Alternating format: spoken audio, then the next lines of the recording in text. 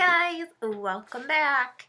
So I'm really sorry I said I'd have these videos up this weekend if you guys were like waiting yesterday or today, but it is football day and my Eagles were playing, so yeah, I'm just now getting this up here and I'm sorry. Ooh, that wasn't good. So hopefully it's Sunday right now at like 4, so I'll have it up at least by like, I don't know, tonight. Anyways, okay, so I'm going to do 2 videos today. One is a review. I'll do that next. This one is a Q&A on the diet and exercise because I got a lot of Facebook messages and YouTube messages and YouTube comments, and one of the YouTubes and Facebook ones is the same person, I think. So for her, I'm going to talk about that first. Okay, so I'm just generally going to go over the questions. Michelle B, I think that is. This was yours on Facebook and on YouTube. Your problem is you and your husband make scrumptious meals at least 2 or 3 times a week. Otherwise, you eat fast food and munch on crap. You have a 2-year-old and you want to teach him to eat healthy. You got a juicer. That is awesome. I'll talk to you about that because I know it is crazy expensive to juice. So that's one of the things you brought up. Meal preparation, planning ahead because you're a busy mom. I will go over that with you. And eating separately if you need to. And it doesn't count as exercise when you're bending over and picking up toys all the time. We'll talk about that. And let's see, some exercise tips. Okay, so I'm going to start with all that. Let's close that out. Okay, Michelle, the first thing, I wrote everything down so I could take the time to think about it. Kids eating healthy is the first thing I'm going to address in your questions and how to get them to eat healthy. I know you'd also said, like, how can you make stuff separately? But I really think that you should kind of do this with your family as a whole. So, when it comes to kids, not to toot my own horn, but I'm kind of an expert. Don't have my own, but I have been a preschool teacher before I started life coaching. And I've worked with babies all the way to kindergarten and after school age, and I've done that for about 7 years. So if you guys have any kid questions, toddlers are my specialty. I am really knowledgeable about kids. I know people think like, you have your own kids, you don't know anything. I actually know a lot, and I helped raise my niece, so that was my high school experience, almost like having a kid. So anywho's, let's talk about kids and eating, because everybody's going to raise their child differently. But my pet peeve I heard as a teacher, which I'm not saying this is Michelle at all, I'm just putting this out there, is Michelle didn't bring this up at all. It just, the first thing I thought of when we talked about kids and eating was, my kid won't eat this. And there is actually a family member I have that says their kids won't eat anything but yogurt and crackers and cheese. Here's the harsh truth, which I know a pediatrician has told that family member too. Your kids will eat whatever you feed them. And when parents would come to me with that problem, I know it'd piss them off because they'd be like, but they just won't eat. Okay, guess what? They're not going to eat then.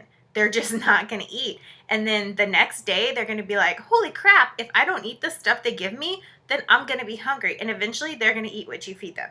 Like I said, that's not what Michelle was talking about. I think she's had general questions about her kid eating healthy, but I'm just putting that out there. So, Michelle, if you do run into that problem where you prepare something, a fruit, a vegetable, whatever, and your child won't eat it, then sounds harsh, but they're not going to die if they don't eat all their dinner or they have like 1 or 2 bites. I know with my niece, that's the approach I took with her, and she pretty much eat anything. She loves salad and stuff like that. So my advice to you guys with picky kids is they're only as picky as you let them be. And I know, kids are your baby, your children. I understand that deep love you have for them and concern about them not eating, but it's also not healthy to let them live off yogurt and cheese and crackers. Like that's not healthy. No matter how many Ensures or whatever those like kitty drinks is you buy them, pediatrician drinks, whatever. So really the best thing is let your kids see you eating that stuff. Eat as a family. And if they don't want to eat it, then they don't eat it. I kind of would tell parents, which, you know, some of the parents when I was a teacher took my advice. They, you know, tough love. Okay, well, that's fine. This is what we have to offer you. If you don't want to eat it, sorry.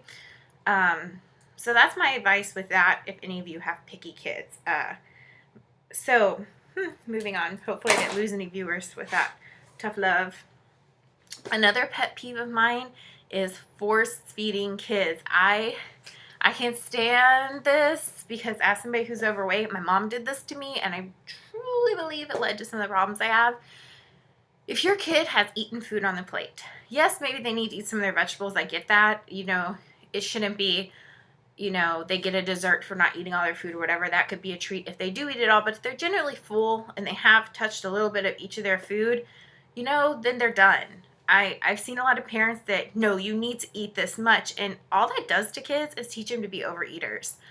So really another thing I would suggest, just general kid eating stuff is, you know, if they eat most of their food and they say they're full, then they're full. Now, if they want dessert, then they're probably not full. They want to eat their foods and deal with that how you need to. All right, juicing.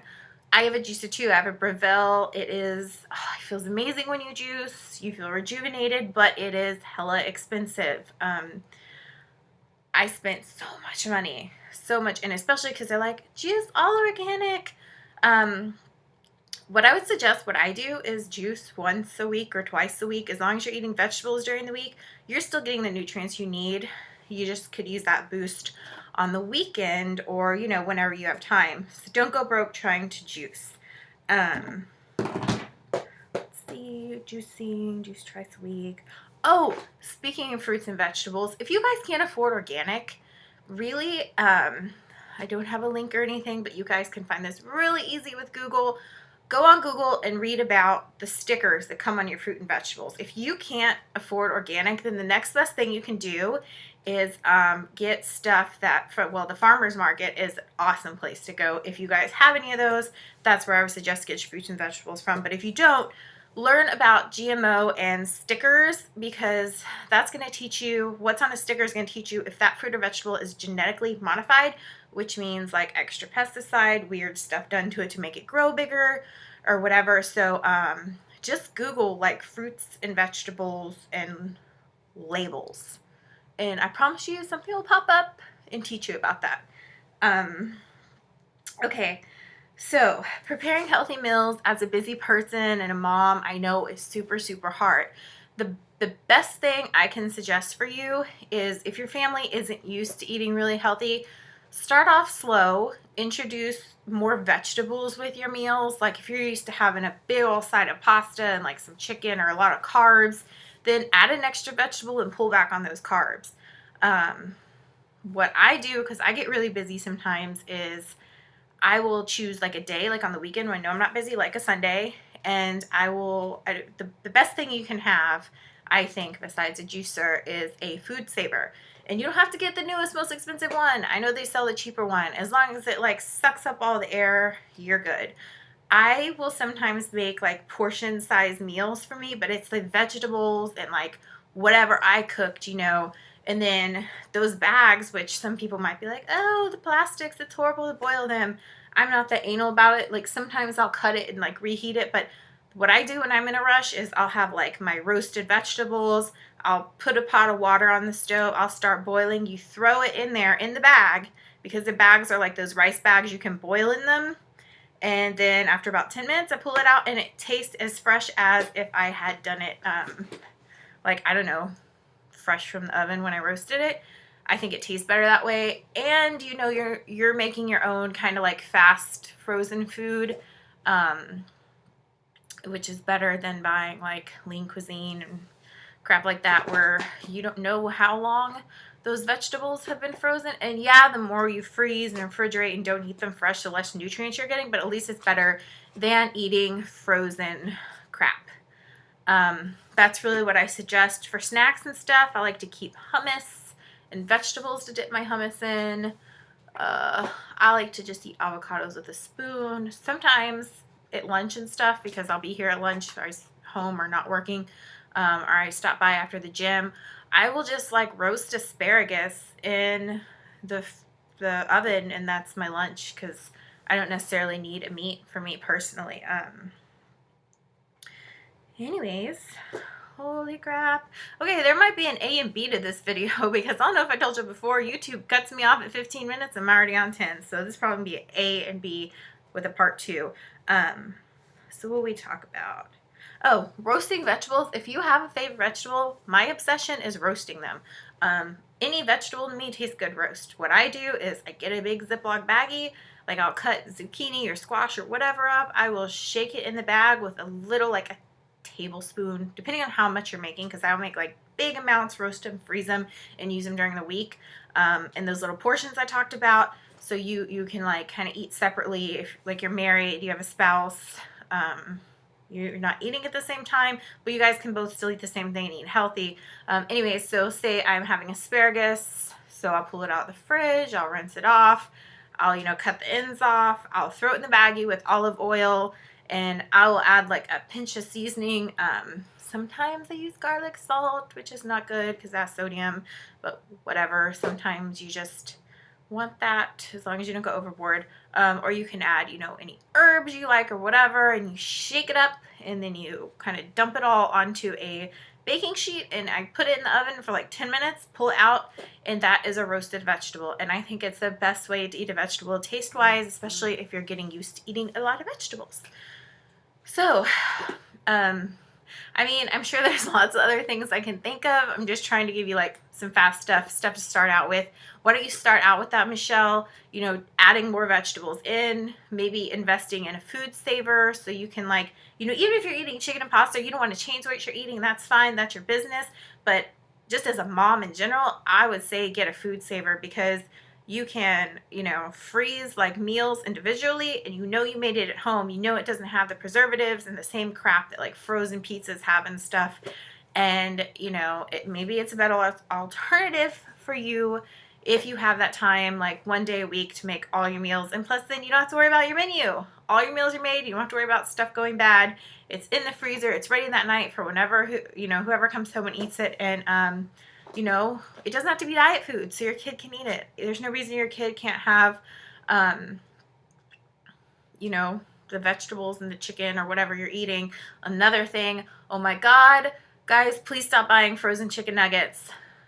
If you read a bag of frozen chicken nuggets, it will say mechanically separated chicken.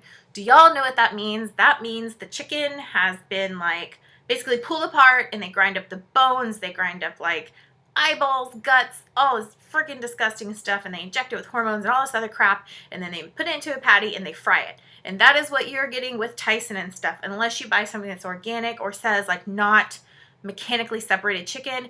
Tyson, Banquet, all those big like chicken nugget brands, they all do that. It's disgusting. McDonald's does that. Look up McDonald's chicken nugget pink paste. You will never eat McDonald's again. Don't even get me started on McDonald's. Oh my God. Anyways, so yeah, for chicken nuggets, you can actually get chicken breast, cut it up. I can give you some recipes if you want. Do you want some homemade chicken nuggets recipes? They're really fast. If so, I can give that to you. Let me know, Michelle. I am getting really low and close to that 15-minute mark. So in a second, we're going to switch to part B of this video. So, okay, we're going to move on to exercise in the next video. So find part B, and I will see you guys there.